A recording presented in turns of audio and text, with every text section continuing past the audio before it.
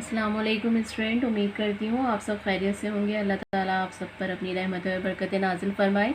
Student, आज हम उर्दू में जो हमारा सेकंड चैप्टर है मिकाते सोम का सच्ची खुशी, उसको रीड करेंगे और समझेंगे।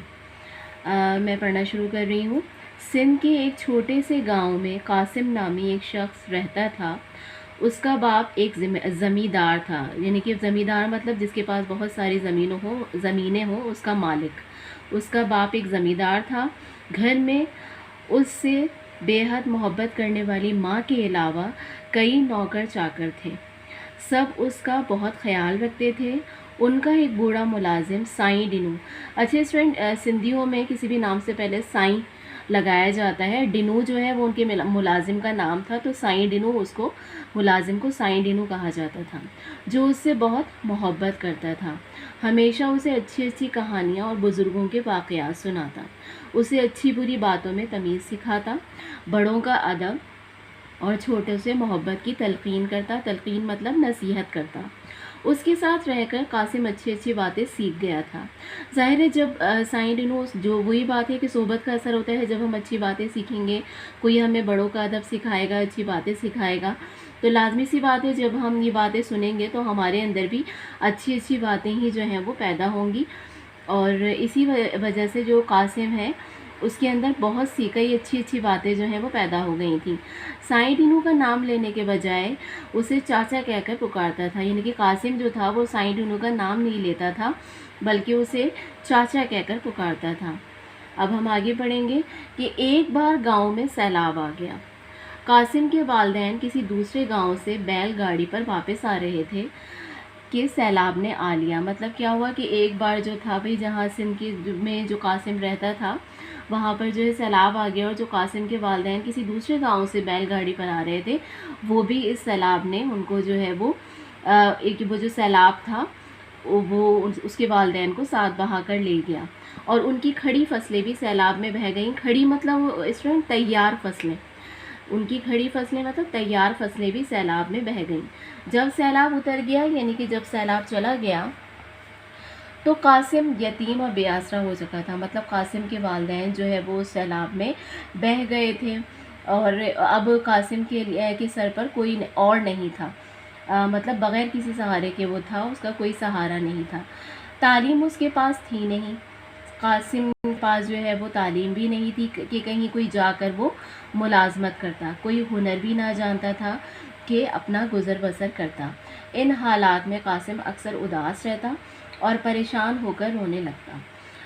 तो क्या हुआ कि कासिम, एक जो सैलाब आया था गांव में, और जो कि उसके वालिदैन को साथ बहा कर ले गया था, और उनकी जो तैयार फसलें थी, ज़ाहिर ज़िम्मेदार थे, तो जो उनकी तैयार फसलें थी वो भी सैलाब में बह गई थी। और कासिम, जब सैलाब उतर गया तो कासिम के वालिदैन भी ज़ाहिर उस सैलाब में बह गए और कासिम यतीम हो गया। कासिम जो था उसके पास ज़ाहिर कोई तालीम नहीं थी, गांव में रहता था। अगर तालीम होती तो भाई ज़ाहिर वालिदैन नहीं थे तो कहीं जाकर मुलाजमत कर सकता था। कोई हुनर भी नहीं जानता था कि अपना गुज़र बसर कर लेता। इन हालात से उकताकर कासिम जो है वो अक्सर परेशान रहता था और रोने लगता था। ऐसे वक्त में साईं डिनू ने कासिम का साथ ना छोड़ा, यानी कि ऐसे वक्त में जो उनका मुलाजिम था साईं डिनू, उसने कासिम का साथ ना छोड़ा। वो उसकी हिम्मत बढ़ाता, मतलब उसे हौसला देता और उसे कुछ ना कुछ काम करने की तरगीब दिलाता, मतलब शौक़ दिलाता। कासिम बड़े बाप का बेटा था। उसने कभी काम नहीं किया था, इसलिए उसे काम में शर्म महसूस होती थी। एक रोज़ साईं डिनू ने उसे समझाया कि बेटा, मेहनत से रोज़ी कमाने में हमें कभी भी नहीं शर्माना चाहिए। दुनिया के अजीम इंसान पैगंबर आखिरुज़्ज़मा सल्लल्लाहु अलैहि वसल्लम भी अपना काम खुद करते थे। काम करने में कभी शर्म महसूस नहीं करनी चाहिए। तुम भी उठो, मेहनत करो, इसमें ही अज़मत है और इसी के ज़रिए बरकत हासिल होती है। मतलब क्या हुआ कि साईं डिनू ने जो है कासिम की हिम्मत बढ़ाई, उसका हौसला बढ़ाया और उसको ये समझाया कि जब हमारे प्यारे नबी हज़रत मोहम्मद मुस्तफ़ा सल्लल्लाहु अलैहि वसल्लम जैसी शख्सियत काम करने में किसी भी तरह की कोई शर्म महसूस नहीं करते थे, तो फिर तुम्हें भी ये सब नहीं करना चाहिए।